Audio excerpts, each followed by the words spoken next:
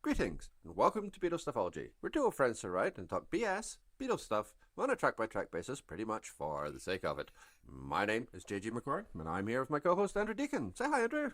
Hello, how are you doing? I'm doing all right, thank you. How are you? Just a little apology to you, JG. Our little cat, the wonderful Julia Oko, is down here and might meow at various points during this. So if you have to edit her noise out, then my apologies for the work you're going to have to do. Or, dear listener, you can make your own joke about cat's noise. But Well, that's fine. It's always nice to have a third opinion. yeah. How's life been treating you? Speaking of opinions Yes. from Well, external sources. hey, look at that. You've done a link. I wasn't expecting that. You hold that cup up in triumph. I'm proud of you.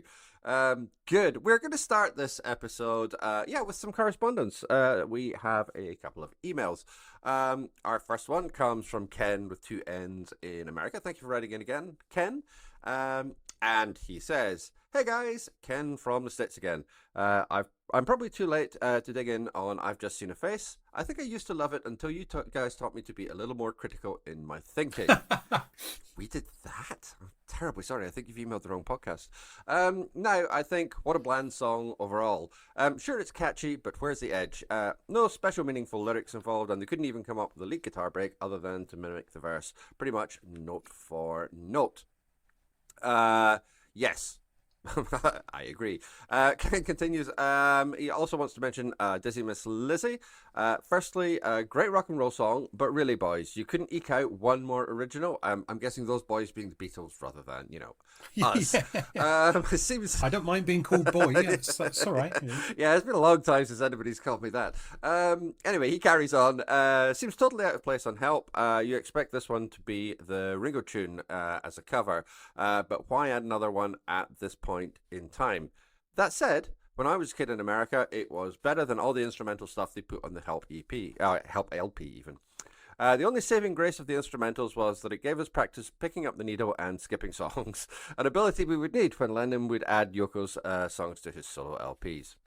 Controversial. And Dizzy Miss Lizzy is perfect for Beatles 6, only because they combined it with all the other bits and pieces Capital were stealing from our ears all along. Hope you had a happy Christmas. Your fan, Ken with two N's. Thank you, Ken. Yeah. Yeah. Thank you. That's very. I mean, you reminded me of that now much overlooked skill about landing the needle in the correct place. Kids today, they just don't know how lucky they are. Yes. That's interesting. And of course, then as were you good at that? Could Ken's you do comments, well, no, not really. I never have that level of precision on anything, to be honest. I'm more of a words. Anyway, no, let's not do that. But also then that sort of reminds me of the fact that after this episode comes out, we're going to have a mini episode about I'm Down. And, I'm Down is meant to be that loud, rocking kind of song. So it makes you wonder why that wasn't seen as being fit for the album, especially as they like it in a weird kind of way, unless it was just the fact that it was a McCartney song, and therefore that would make the two McCartney orientated on side two. So interesting. Thank you, Ken. Yeah, thank you, Ken. Much appreciated. We promise we'll try not to teach you anything in the future. That's really not our mission in this podcast. Yeah. Anyway, moving on, we have another email from Janice, who I don't believe has contacted us before. So thank you, Janice. She says, "Hello, guys. Hope you're both keeping fine and surviving in the world today. I've been liking the episodes of your podcast very much. Good, thank you. I'm not always of the same mind as both of you, but you always have interesting chats, and it's lovely to listen to a podcast where the hosts can talk without false enthusiasm or getting off on their own jokes all the time. You blokes seem to genuinely like each other." Yeah, I think we do. But there is one thing I have to disagree with. JG described Bridge Over Troubled Water as boring. I just can't let that comment go without disagreeing on it. I think it's a fine album, really beautiful in many ways, and a top example of how folk in the 60s could reach the same creative heights as rock or other musical forms. Paul Simon has a special voice, and Art Garfunkel is a heavenly counterbalance to him. Between them, this really is something special. Though it's interesting that neither of you think all that much of I've Just Seen a Face. I agree. Good. Though I was the only one. Starts here. Exactly. Finally, a backlash from 1966. Thought I was the only one for a while, though. But unlike JG, I think it suffers as a pale comparison to Simon and Garfunkel, rather than just being like them. It seems more aligned. I seem more aligned with what Andrew was saying in this. You seem more forgiving. Anyway, keep up the good work. I always look forward to your episodes, and hurry up with a little help from my friends. That episode sounds like it will be a bass. Peace and love from Oz, Janice. I wonder if that means she's on the Joe Cocker side. Or the Ringo side. Yeah, I wonder. That would be interesting. Well, thank you very much for that correspondence. I particularly like the bits where you said that you disagree with JG. That was good. And yeah, I'm not a huge Simon and Garfunkel fan, although there are some bits that are very, very strong. But on the folk thing, sort of a conversation we've been having outside of the podcast is just how much I've been listening to Fairport Convention, and I suppose in particular Richard and Linda Thompson's albums recently, and there's an area to dive into at some stage. I just think I'm just sort of, the more I listen to Richard Thompson, the more I actually start to think that I might invest in developing some knowledge of guitar, not actually learn to play it, but guitar playing, because there's some stuff that he does that is just just so impressive. And if you want to sort of evidence of that, again on the folky side, that Fairport Conventions, Who Knows Where the Time Goes, was written by Sandy Denny, and Sandy Denny actually, before she was in Fairport Convention, had released it as on her own album, and I think Judy Collins had a version of it as well. But as much as I like Sandy Denny's voice, it's Richard Thompson's guitar playing that just elevates that song to something incredibly special. So the folk thing is very interesting, and I suspect we might come back to further mentions of folk and folk rock in today's episode. Yeah. Yes. So yes, interesting. I think it's possible. Okay. I mean, I'm just going to have to say that myself and Janice are going to have to disagree in this one, because I don't have I don't know. I tried to like it. I know how well regarded it is. It just doesn't hit my sweet spot. There is other folk music that I like perfectly well, but that just doesn't really do it for me. But that's fine. That's one of the interesting things about doing this podcast is to have opinions which aren't just your own expressed, and that's fine as well. So thank you, Janice, much appreciated. And let's get on with the show. Yes, let's do it. This week, in a glitzy showbiz fashion, as I think you'll agree we've nailed, we are talking about the album Help. So we've covered all the songs individually, although not necessarily in the right order. Sorry about that. That's my fault. But... I thought that was a Morecambe and Wise reference. For a moment, well, I guess it kind of is as well. We have done all the right songs, but not necessarily, not in the right order. Yeah. Thank you. Apologies to everyone for posting things back to front over the last couple of episodes, but we'll just gloss over that, quietly move on, and talk about the album. Quick, talk about the album. Right, so, okay. Everybody knows one joke about the Beatles, don't they? And it's the Ringo drummer joke, isn't it? The joke going, and remember, we don't believe this to be true, but this is the old joke that said, isn't it? That, Ringo's not the greatest drummer in the world. He's not even the greatest drummer in the Beatles. Well, okay. Help. Oh, it's not the greatest album in the world. It's not even the greatest Beatles album of 1965. There you go. Done. That's out of the way. And you will hear more about that over the coming months as we talk about Rubber Soul. Look, Help is one of those really good Beatles albums that is a transition from there to there. It gets us from Beatles for Sale. It gets us to and starts to introduce some of the ideas that we're going to see more of in Rubber Soul that we just love. So there's a little bit more kind of folky vibe to it. There's a little bit more musicality, versatility. But the one thing that we've said all along about this is that the album itself is more than the sum of its parts. it kind of peaks on things like, Help and Ticket to Ride and Yesterday. Apart from that, there's some decent songs, but not really a huge amount that stands out as being great. But that's okay. It's content, isn't it? A bit like this. Well, absolutely.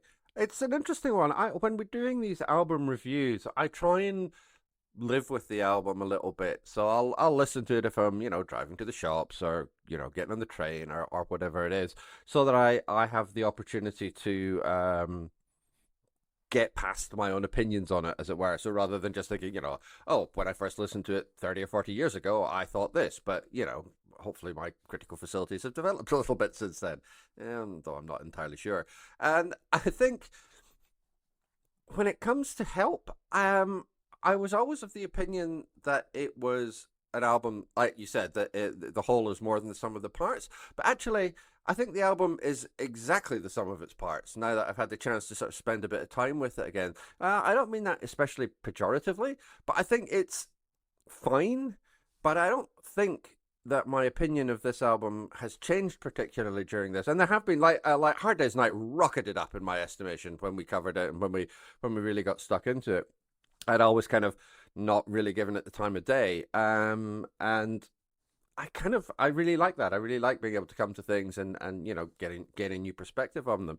But Help is still just kind of there. It's not bad. I think there's a certain point that it really derails in side two, and we'll get to that. But it's fine. Like, the songs on it are more or less fine. Some are a bit better than the others, and obviously there's one incredible standout in terms of musical history. But beyond that, it's fine, which I realize isn't the most critically adept thing to say, but that's kind of how I feel about it. So I wonder how differently we would be talking about it if, come the summer of 1965, we heard it for the first time. Would we have seen it as being the peak of Beatles' achievement so far and collectively better than anything that had come before? Or are we at risk of judging it because we've also heard the other Beatle albums that follow? I mean, for example, I think Help, probably along with Beatles for Sale and maybe With the Beatles, would have been one of the last albums that I got to, because I was buying them out of order and in the 80s. So they were the least interesting ones to me, because perhaps they didn't have as many of the songs on there that I knew that I wanted to listen to, because they were much more culturally significant. Or rather, perhaps with this one, because I had heard Yesterday a lot, I'd heard Ticket to Ride a lot, and I'd heard Help a lot, but I didn't really know any of the other songs. Yeah, can be. I mean, it's difficult to think yourself back into that context, not least because obviously we weren't there for that. I mean, we're old, but we're not that old. And so we can only really come to it the way that we came to it. And I think I was the same as you. I think I ended up getting it towards the end of my Beatles buying regime. And I had everything on cassette. That was pretty much how I was picking stuff up in the 80s.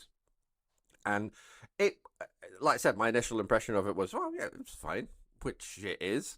But there's not an awful lot which really sort of grabbed me at that time.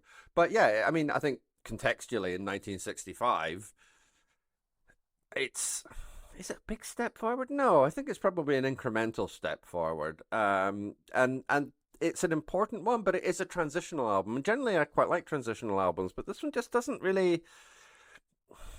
I don't know. I'm looking at the track list now, and like I like everything on it. Like there isn't a Run for Your Life on it. It's all fine, but I think side one is noticeably stronger than side two as well. But again, it's not something that I'm really feeling a great deal towards. It's all right. I'm talking myself in circles here. That's not helpful. Please say something. Yeah, no, it's fine. And I was just sort of thinking about revisiting the one Beatles joke that everybody knows. You know, it's that one about Ringo. Oh, he's not the greatest drummer in the world. He's not even the greatest drummer in the Beatles. Well, I think from looking at sales figures, this isn't even the biggest selling Beatles album of 1965, which I think would be Beatles for Sale. Now, admittedly, it came out towards the end of 64, so it had an extra few months. But I think maybe that's where there's a risk that because there are such hugely important and big selling singles on it, and there's also a movie, that perhaps there may have been a slightly lower inclination for everyone to rush out and buy it. What I don't want to do is to take that as an indication that contemporary audiences thought it wasn't as good as Beatles for Sale. But I just wonder if, you know, they were looking to get lots and lots of product out, but maybe the product for this album was a little bit too diluted. Now, that's just obviously pure nonsense speculation, and we will never know. But it is interesting to see that you know, I mean, I don't want to call it a decline. I don't want to call it a tail off, because I don't think it was either of those things.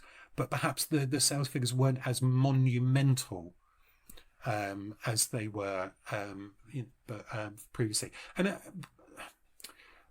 one of the counter indications of that, of course, I mean, they have not reached their sales peak, because a little later in the year we're going to start to see We Can Work It Out being released as a single, and being, I think, their biggest selling single since Can't Buy Me Love, for example. So there were still huge peaks to be had, but not everyone is rushing out and buying every Beatles product.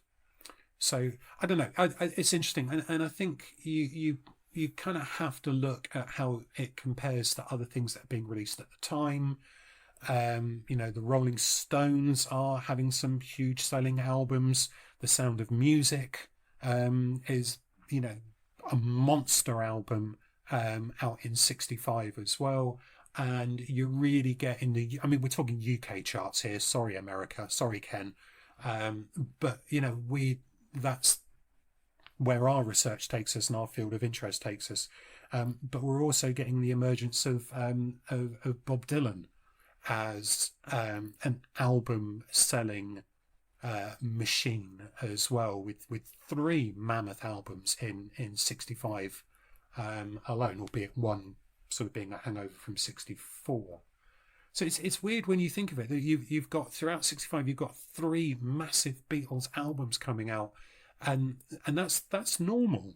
It's absolutely normal for the time. Whereas now, you know, it's 3 in, you know, 12 years for some massive bands wouldn't be exactly slow. So I just think that the landscape is fascinating. And I think what they're doing with the landscape is fascinating as well, because this is half a soundtrack album. And I think that really shows. I think that's part of the problem with this album, is that it is a bit broken backed. The first side, so that's everything from Help to Ticket to Ride, I think is pretty great. It's cohesive. It works well, kind of in the way that we've been talking about Beatles albums in the past. It's got it's got a sense of cohesion to it musically and sort of developmentally, I think, which really makes it all hang together. We've got sort of the 1-2 punch of Help in the Night Before, then you've got the sort of slower sort of moments with You've Got to Hide Your Love Away, then you've got the oddity of I Need You, back to something a bit more traditional with Another Girl and You're Gonna Lose That Girl, and then finally the absolutely, you know, genius of Ticket to Ride. All that stuff is great. I think that's just like wall to wall phenomenal. And then you kind of flip the disc and it's just a bunch of stuff. And like some of it is good stuff. Like Yesterday is part of that. Some of it's a bunch of stuff. But don't knock Act Naturally. Act Naturally yeah, is top dollar. You know I'm not going to knock Act Naturally. Okay. Of course not. But it's just a bit kind of there. And like, again, I mean, I know we talked about it when we did the episode on Dizzy Miss Lizzy, but that kind of says it all. Like, that was the song you thought was the best way to end this album, even if they were short of material, even if they didn't have another song that they had written, even if they just needed to knock something out. there isn't really a good excuse for sequencing it there because it's just such a fart of a conclusion to the album, and that's kind of what side two is. It's just like somebody's got these like half a dozen cards and just shuffled them and go, "Oh, that'll do." So it's sort of interesting the way that the Beatles constructed their I'm going to say their two soundtrack albums. Sorry, Magical Mystery Tour and Yellow Submarine. Let's not even have that conversation for a few years, because it's side one, songs from the film, side two, the others. And I kind of get the feeling that for Hard Day's Night, that that Richard Lester was Richard Lester, yeah, was kind of instrumental in picking a bit more of these are the songs from for the film, and then some of the other ones that were kind of recorded around that time ended up on the soundtrack on side two. Plus, there were also some other songs later. It feels more like side A is mostly songs that were written before the film was filmed, and then side two mostly is film songs that were written a few months later after the recording of the film, before the release, and they needed other tracks for the album. I mean, Help came towards the latter end of the filming, that's an exception, blah blah blah blah blah. So it does, maybe that's why there's that more disjointed feeling between the two sides here, because side two potentially is more in the bloody heck, we need to get some songs down, let's get some songs down. But then they always work quickly. Even when they took longer over their albums later on, it's still comparatively quite quick. They don't like mucking around. They like writing a song, rehearsing a song, recording the song, and then never playing the song ever again. So, but I think it gives it. All right, okay. I'm going to go into pretentious cultural talk here. That's what we want from this. I think it gives it an immediacy and contemporary feel that is reminiscent of the massive cultural change that was going on within the UK in 1965. After all, in January 1965, you have the death of Winston Churchill, but also you have the election of Wilson's Labour government, and the deep-seated cultural changes that were happening in the post-World War II society. As you said that, your cat poked out behind you on the screen and just looked at you. Your cat has an excellent sense of comic timing, and I greatly appreciate like that. Yeah. Excellent work. Yeah, I mean, would that you had a goatee to stroke whilst relaying that information. I mean, it does have an immediacy, and I said that side two kind of knocks things off track. If you're listening to it as a single piece, i.e. on a streaming service, which is mostly, I do have it on vinyl, but I have mostly just listened to it when I've been out and about. And actually, Act Naturally follows on really well from Ticket to Ride. That's a nice little transition. We've had like the big kind of heavy number, and then you get Ringo doing his little bit of sort of country whimsy, and that's fine. And then it gets to It's Only Love, and the album just kind of, it dies a little bit there. Not badly, but it just always feels like when I get to that, it's like, oh, I have to sort of struggle through this song before we get to anything I'm really going to like.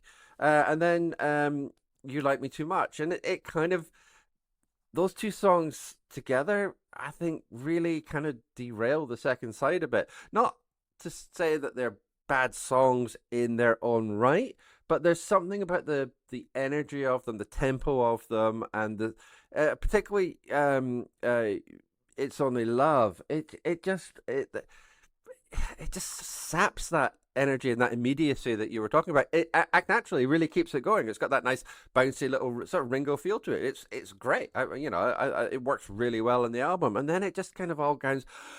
And it feels like that momentum is sapped away. And when you get to Tell Me What You See, and then I've Just Seen a Face, and then Yesterday, those three work okay. There's a little bit of sort of a recovery there, and then we close out with Dizzy Miss Lizzy, which just doesn't work as an album closer. And it's that thing. It just feels very scattershot. But those two songs, It's Only Love and You Like Me Too Much, just feel like they sap the energy from the album. There's an element. when we were growing up, we were buying albums that had 10, 11, maybe if we were lucky, 12 songs on them. Here, gentlemen, you spoil us with your 14 songs. Now, admittedly, if they had reduced it to 10, 11, 12, then the whole album would be over in 20 minutes. Yeah, it's only half an hour as it is. Exactly. So you can see why there's that sense of value for money. But then, of course, Capitol in America were capping the number of songs on each album. I can't remember if that was due to compression and sound and that sort of thing, or whether that was just a mealy kind of it enables us to then have an extra album every so often. Anyway, it's that one. It's the second one. Okay, fair enough. I was hoping there would be some sort of recording. Anyway, it doesn't matter. But there will come a point in the next decade. I'm talking from 65 into 75, where some people were producing albums that effectively had 3 or 4 songs on and were twice as long. It's a little bit weird how it works, and you just think that maybe, hey, look, let me tell the Beatles what they should do. Beatles, here's what you should have done, right?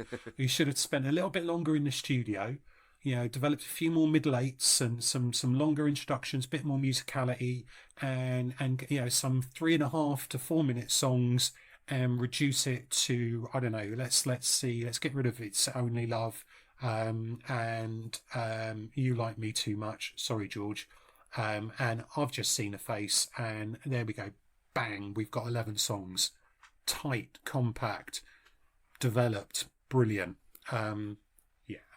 It's fine, but this is what albums were, though.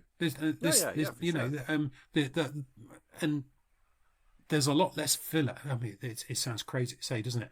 You could probably pick out some of your favourite albums from the 80s and the 90s and just think how much better this would be if Ignoreland wasn't on it. Controversial. Well, controversial for me anyway. But anyway, yeah. Given that I think Automatic for the People is the best album of the 90s. And just think how much better it would be if Ignoreland wasn't on it. Interesting you didn't go for New Orleans Instrumental #1. No, I like that. Yeah, I do a like nice that. transitional And not piece. just because of its appearance in, I think it was Baby Driver that was in. Anyway, yeah, it was one of those really good kind of like, oh, I wasn't expecting to hear that. But no, I don't mind that at all. No, fair enough. Well, again, I mean, it's the other thing that I think we've noted previously when we've been talking about the albums, but there's exactly one song on this album which is longer than 3 minutes, which is Ticket to Ride, and it's only 3 minutes and 9 seconds. It's not massively over. So there is that sense that, everything has to be done very quickly. And, we're still being very influenced by what can be played on the radio at this stage as well. Even 3 minutes for Ticket to Ride is that's not nothing to have a song played on the radio. And we're not really at a point where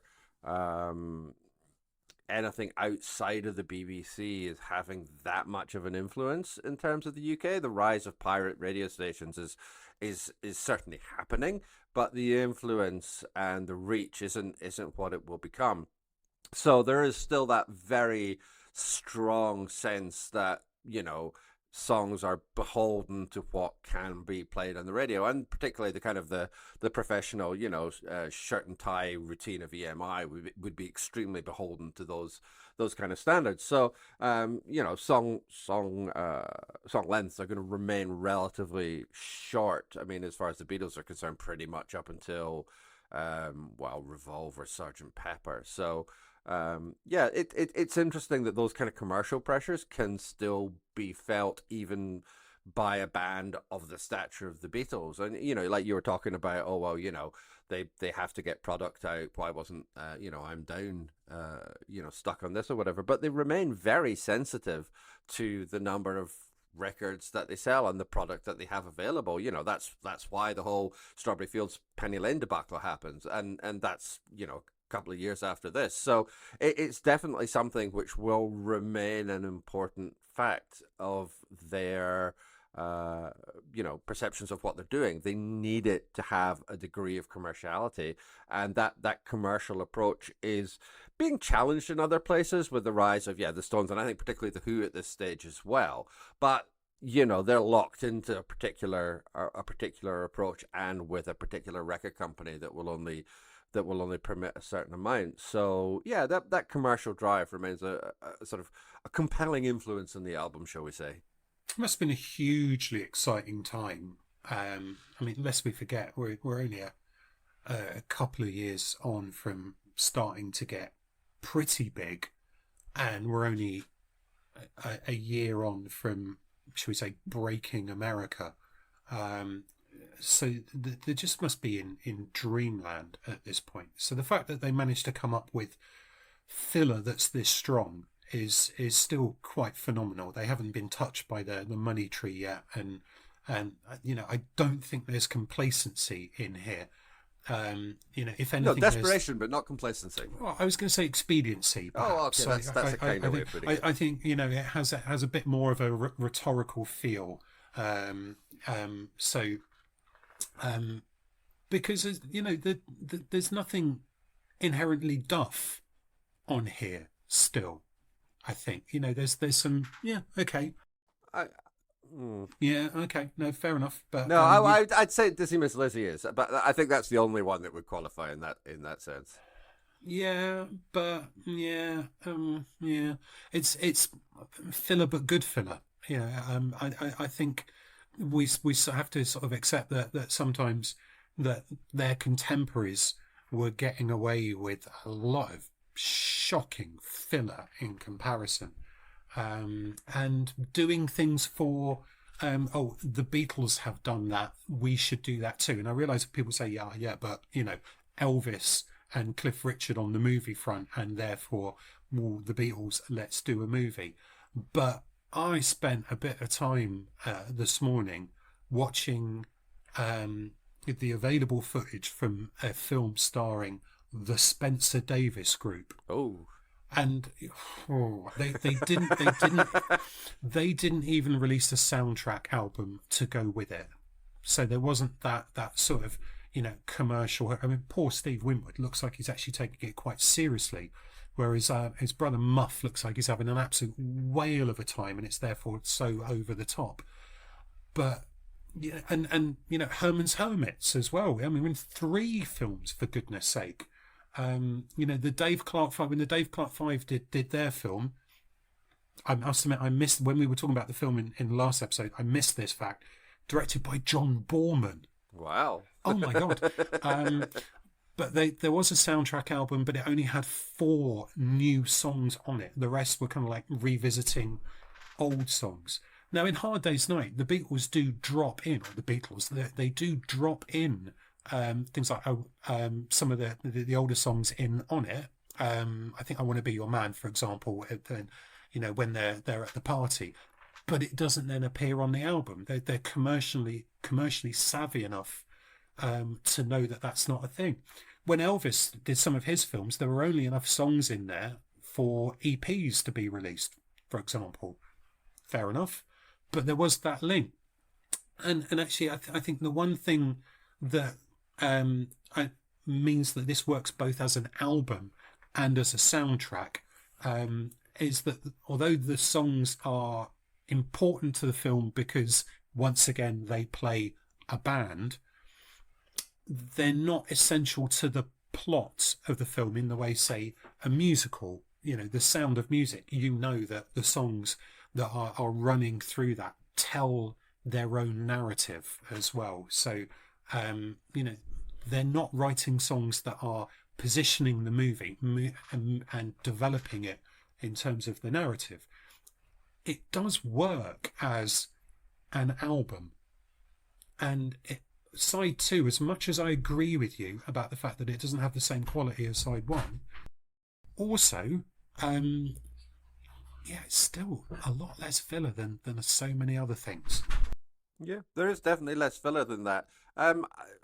one small point I didn't make when I was, or sorry, rather, when we were talking about the movie, was that there's an instrumental version of "I'm Happy Just to Dance with You," which is almost done like a fanfare during the car chase at the end, which is the best that that song will ever sound. But it's a lovely little moment. So it's, there's little bits like that that get dropped into the movie as well.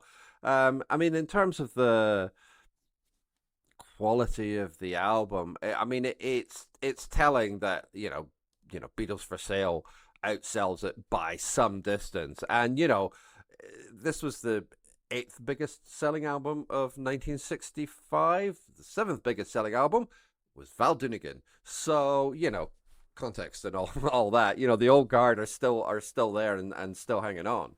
Although, in fairness, and I'm going to display an alarming Val Doonican knowledge, that album was released towards the end of 1964. So again, it did have a headset, had a whole year as opposed to just 6 months. Sure, but equally, the 17th biggest selling album of 1965 was A Hard Day's Night. So yeah, it had a good run up and all.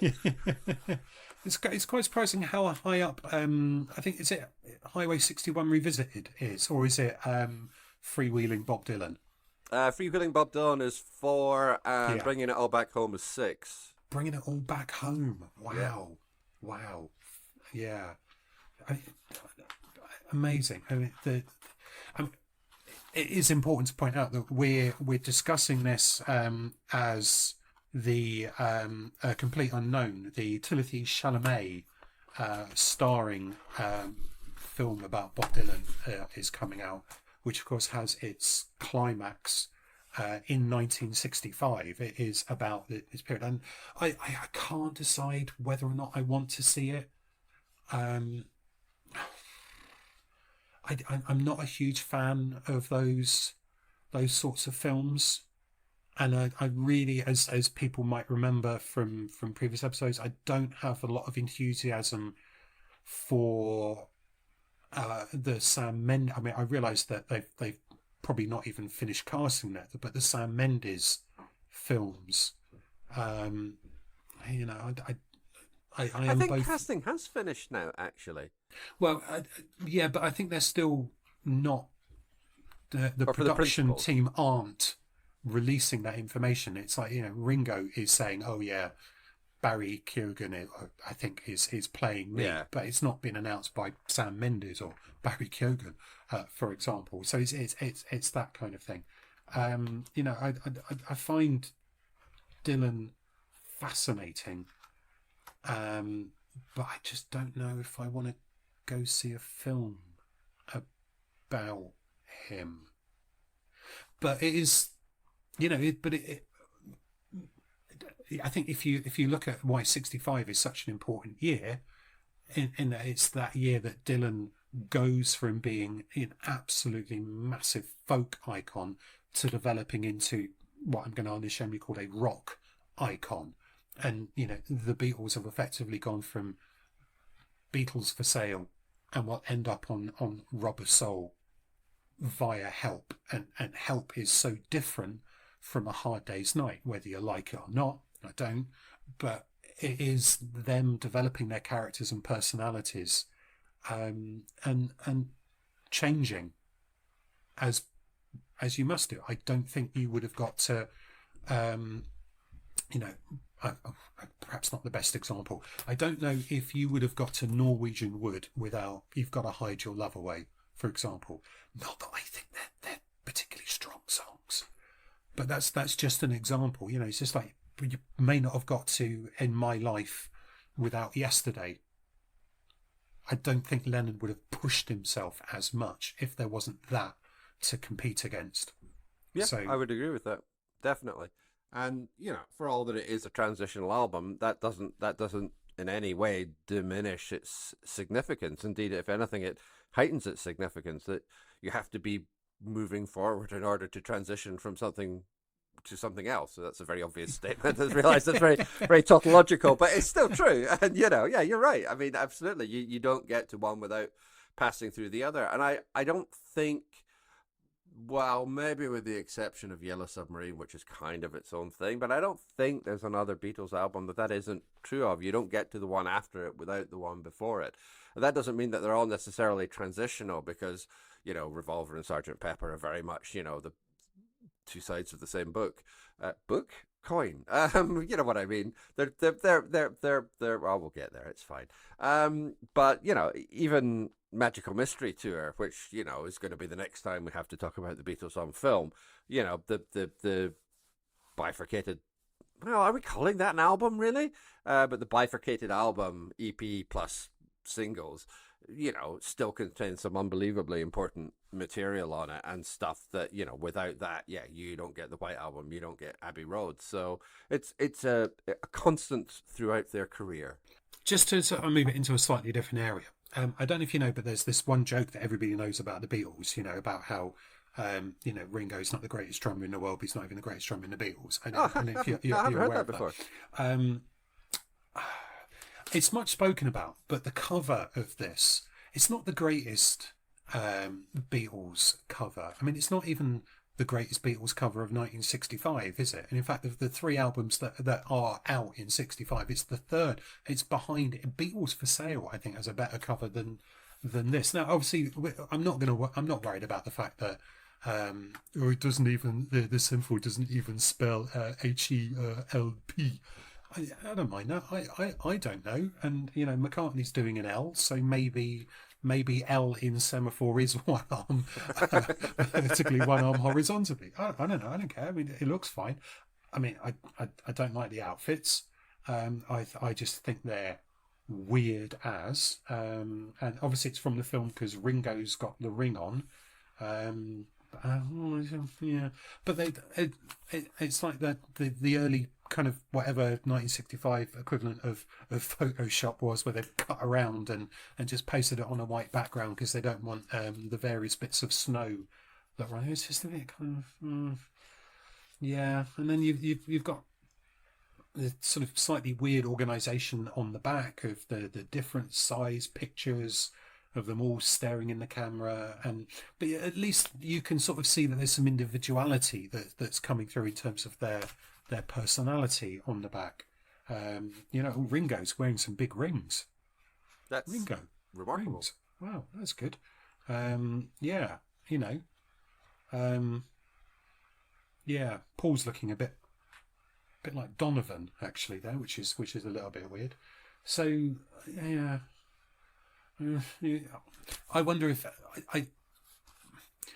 it's a bit hard to be too critical of the plainness of this, bearing in mind, there's an album coming a couple of years down the line which outdoes this for plainness, and as an intentional lauded. Artistic statement. not as a we can't be arsed, which is what this is rather redolent of. Well, I mean, do we know it's a we can't be arsed? Well, I'm sure someone would say. Do. I'm sure someone would say that the Beatles, brackets, White Album, close brackets, well, that was them. They just couldn't be asked. It's the you could say it's the epitome of modern art. It doesn't really mean anything. It's not as good as Monet's lily pads. Yeah, I know it's not lily pads, folks. So just go with it. But it's slightly underwhelming, even down to the point where it says, unless otherwise stated, lead guitar is George Harrison, which grammatically doesn't make any sense. And they've capitalised lead and guitar, and I'm not into that. Oh, and there's no full stop. But let's not get too far into that. The one we know they couldn't be arsed with is at least Abbey Road. We can be certain of that one. Yeah. As a product, this feels a little underwhelming. You look at the cover of you could stare at the front cover of Hard Day's Night for ages and see something about each of those and sort of, think about the way it's been put together, and think of it in relation to their characters in the film and different aspects of their personalities. Here, it's okay. I think it has a that'll do quality about it. Whether you want to actually put that on someone, or whether that's just what the end result has ended up looking like as well. I still think it's got a that'll do quality of it. And Yeah. I mean, that's kind of also my problem with the second side of the record. It kind of reeks of that as well. It's not bad. There's great stuff on there, but yeah, it'll do. It's not been thought through with the same amount of care and attention that side one has. And even the logo on the front of the album, it's got that weird. It's a very sort of 60s logo, but we're a long way from kind of like the sort of what we now think of as like the Beatles logo, the sort of very dignified white and black with the extended T and all the rest of it. It's got that kind of slightly sort of forward leaning, sort of almost sort of it's going zoom kind of font. Well, actually, to me, I mean, the A looks wrong. The A looks far too fat on there. And also yeah, serif fonts just look a bit more dated than sans serif fonts as well. Well, it sort of looks to me like a prototype Star Trek font. Yeah, it's got that kind of feel to it for sure. Yeah. And some might say that's a good thing. I'll just leave that there. I do wonder how much intentionality has gone into it. I mean, Robert Freeman's done the photography, so there is some intentionality. They did take the help semaphore picture, didn't like the look of it, so changed it to something a bit more visual. And that part of it is a bit more visual. But again, you fall into the trap of comparing it to other Beatles. So compare it to other recording artists and the pictures that their record companies use. And this is, head and shoulders above. But then they are head and shoulders above. And therefore, unfortunately, retrospectively, we expect a little bit more. So, yeah, anyway. Every time you were saying that, it's got that'll do feel, I was just sort of thinking, yeah, if we reach the point where we can say, oh yeah, that'll do. I think we probably have, haven't we? What would you like to give it? Oh, do we? I ask this every time. Do we score the albums? Yeah, we do score the albums. Oh, have you got the old scoring record up in front of you? I do, yes. So tell me what I gave the last two. All right, so you gave A Hard Day's Night 7 and you gave Beatles for Sale 4. Then this is going to be a 6. A 6. That's nicely in the middle. Not sure it is. Well, it's between. Look, I'm not good with numbers, all right? I'm the first one to admit that. Just accept the rhetorical statement rather than the literalism of it, and let's blah blah blah blah. Let's give it. You know what? I'm going to give it a 6 as well. It's not terrible. It does have highlights. It's just a bit kind of there, really. Yeah, lovely. Any closing points you want to make? It's just a bit kind of there, really. That's your poster quote. That's my no. We're all good. I know you're about to do the social media thing. I've done nothing with the social media, but by the time this comes out, I might have investigated Blue Sky. But it's probably just going to be another platform that I'll create an account for and do nothing with. So if you really do want to get a hold of us, sorry to jump in, then I will respond. I promise I will respond to messages, even if I don't necessarily post proactively. So please do get in touch with us via the various outlets that are available for further discussions on the merits of JG's dodgy opinions. Yes, exactly. By the way, I miss your Instagram posts. I always rather liked them. I thought they were good. Oh, okay. Are you on the gram? No, I technically have a Facebook account which I can sign into it with, but I only really use that for my like stand-up stuff. So I'm not on Instagram per se, but I can log into it. But yeah. Okay. Anyway, good. So if you do really want to get a hold of us, this has gone very well. You can contact us by email. We are BeatlesStuffology@gmail.com. And as you've heard this episode, you are welcome to disagree with me, and we will still read out your comments. We're on whatever is left of Twitter at Beatles_ology. We are Beatles Stuffology on Instagram, and you can find my blog at www.jgmcquarrie.scot. Please like, rate, and review us on whatever podcatcher you're using, so that other people can find the show. Next episode, we are going to cover B-side, and we're going to be doing I'm Down. But until then, keep listening.